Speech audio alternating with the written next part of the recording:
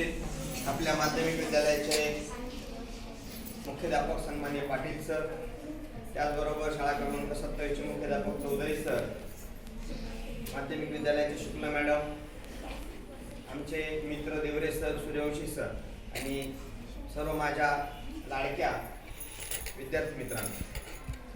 मी लाडक्या याच्यासाठी म्हटलं की आता तुम्ही मोठे झाले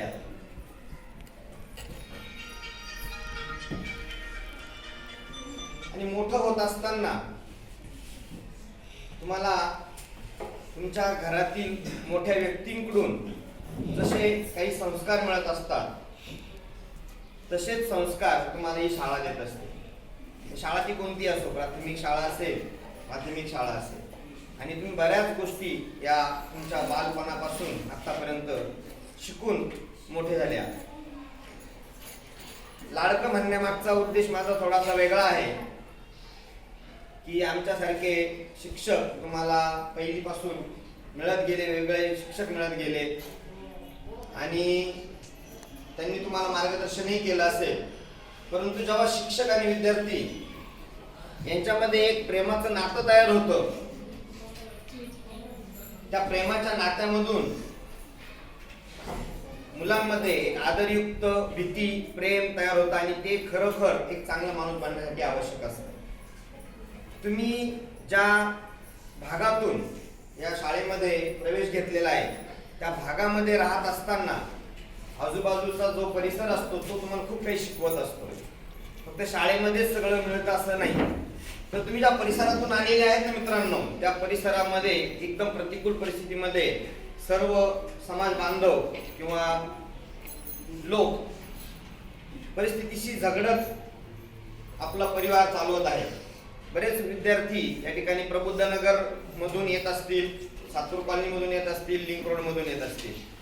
मला आजच्या दिवशी तुम्हाला एकच सांगायचं आहे, तुम्हाला तुमच्या पहिलीच्या शालेय जीवनापासून 10वी पर्यंत या शाळांनी, म्हणजे ती प्राथमिक शाळा असेल किंवा ही शाळा असेल, आणि या शाळेतील शिक्षकांनी जी चांगली शिदोरी दिली तुमच्याजवळ ती तुम्ही नक्कीच जमा केली असेल अशी अपेक्षा आम्ही ठेवलेली, आणि ह्या शिदोरीचा वापर तुम्ही एक उत्तम नागरिक बनण्यासाठी कराल अशी मला पण इच्छा आहे. याचं कारण सर, मी या शाळेचा शिक्षक नाहीये, परंतु या जिजामाता शाळेचे घटक असल्यामुळे मी तुम्हीच काय पण मी कोणत्याही शाळेला, मराठी माध्यमाची दुपारची शाळा असेल, आमची शाळा असेल किंवा माध्यमिक विद्यालय असेल, या विद्यार्थ्यांकडे, या मुलांकडे माझं थोडंफार का असेल ना सर लक्ष असतं. आणि मी तुमच्या बरोबर याच्या अगोदर कदाचित हितगुज केलेला असेल, मला वाटतं 9वीच्या वर्गात मी बोललोय, तुमच्या वर्गात बोललो की नाही मला आठवत नाही, बोललो असेल कदाचित.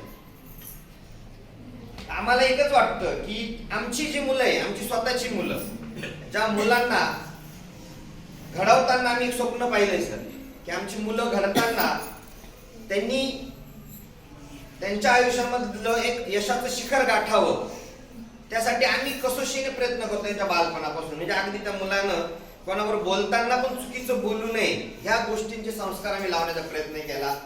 पण हे करत असताना आम्ही फक्त आमच्या मुलांकडे नाही, पण आम्ही तुम्ही सुद्धा आमची मुलं आहात असा विचार करून तुम्हाला घडवण्याचा प्रयत्न करतो. या गोष्टी करत असताना आम्हाला तुमचा रोष पण पत्करावा लागतो. बरेच मुलांनी सांगितलं की देवरे सर पहिले आवडायचे, नंतर ते असे वेगळे वाटले, किंवा ते आम्हाला एकाने सांगितलं की आम्ही चहा पिऊन आमच्या दिवसाची सुरुवात होत नसेल, पण देवरे सरांचा मार खाऊन आमच्या दिवसाची सुरुवात होते. म्हणजे हे कटू अनुभव अध्यापक किंवा शिक्षक म्हणून आम्हाला येत असतात, म्हणून हे सगळं काही तुमच्यासाठी असतं. आम्ही बोलतो सर, मी नेहमी ऐकतो देवरे सर तुम्हाला नालायक बोलतात. नालायक हा ही तुमच्यासाठी खरं तर शिवी नाहीये किंवा चुकीचा शब्द नाहीये, ते तुम्हाला लायक बनवण्याचा प्रयत्न करा. तुम्हाला लायक बनवायचंय. त्यांना लायक केव्हा बनता माणूस, जेव्हा तुम्ही समाजात फिरणार ना, तुमच्याकडे जेव्हा लोक आशेनं आणि आदर्श म्हणून बघणार ना, तेव्हा आमचा उद्देश साध्य होतो की आम्ही इथं काय कशासाठी आलेलो होतो. मी वारंवार तुमच्या शाळेतल्या मुलांना चप्पल घालण्यावरून सर बोललेलो आहे. मी तुम्हाला माहित असेल नाही, पण मी चप्पल घालण्यावरून बोलतो, केस कापण्यावरून बोलतो. आता मला सगळे मुलं ओळखू येत नाही, त्यांचे नावं नाही माहीत, पण जे काही थोडेफार नेहमी आमच्या समोर मयूर असेल, तुमचा लड्डे असेल, लड्डे नाव प्रेमाने मला खूप छान वाटतं घ्यायला, त्याचं नाव खरं नाव वेगळंच असणार 100%. पण ही प्रेमाची नावं ही तुम्हाला या ठिकाणी मिळाली या शाळेमध्ये. एकच सांगेल की आजचा हा आशीर्वाद समारंभ खरोखर या तुमच्या गुरुजनांनी तुम्हाला जे काही शिकवलं हे तुमचे आशीर्वाद समजून तुम्हाला ते नक्की तुमच्या भविष्यात कामी येतील आणि तुम्ही चांगले नागरिक बना. आणि चांगले नागरिक बनण्यासाठी तुम्ही काय करावं हे सरांनी तुम्हाला नेहमीच सांगितलं असेल. आता काही मुलींनी या ठिकाणी एक मुलगी बोलता बोलता बोलली की सर पुढे शिकवायचे, आम्ही पाठीमागे डबे खायचो. आम्ही डबे खायचो म्हणजे काय की आमचं अध्यापनाकडे लक्ष नव्हतं. अध्यापनाकडे लक्ष नव्हतं, आम्हाला शिकण्याची इच्छा नव्हती.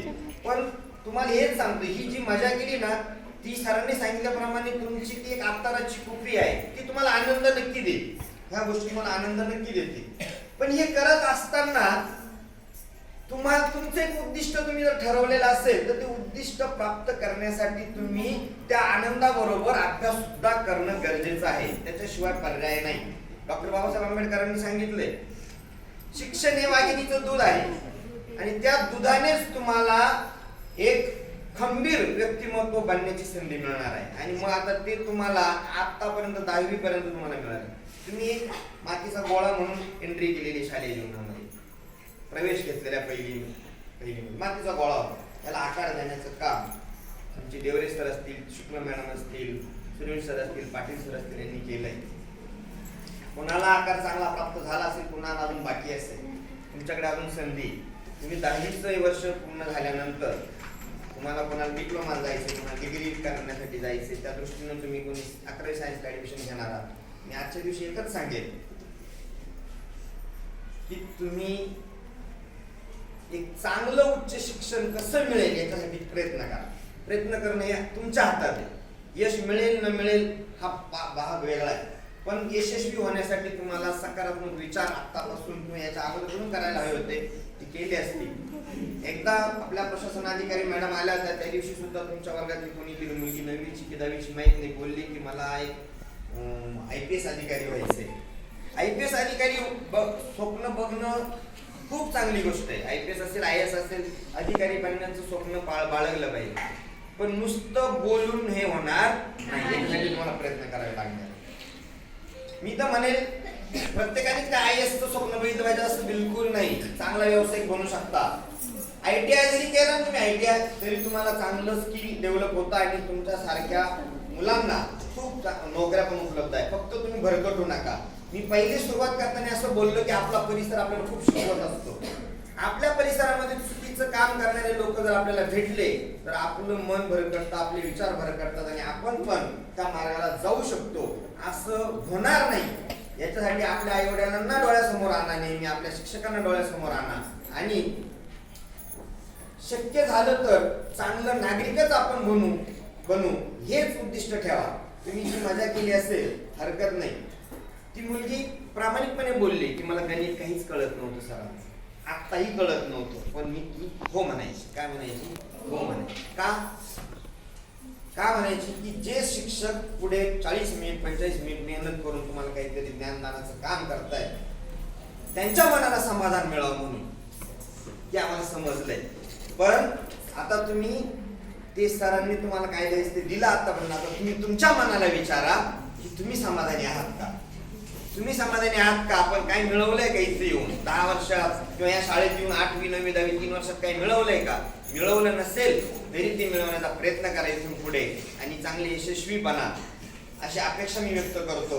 आणि आज सर मी तुम्हाला सांगेन की हे जे कुंडीतली छोटी छोटी रोपं होती आता ही उद्या या मोठ्या जगाच्या मातीत रोपण करणार आहेत आपण आणि हे रोपण होऊन एक मोठा वृक्ष बनेल, चांगला वटवृक्ष बनेल अशी आम्ही आशा बाळगतो. यासाठी सर्वांनी जे काही प्रयत्न केले या सगळ्यांचे मी पण आभार मानेन आणि तुम्ही या ठिकाणी चांगले विचार चांगले संस्कार घेतले असतील अशी अपेक्षा ठेवतो. तुम्हाला मार्गदर्शन करणारे खरोखर देवरे सरांचा एक भूमिका खूप महत्त्वाची आहे की त्यांनी तुम्हाला एक शिस्त लावण्याचा नेहमीच प्रयत्न केला.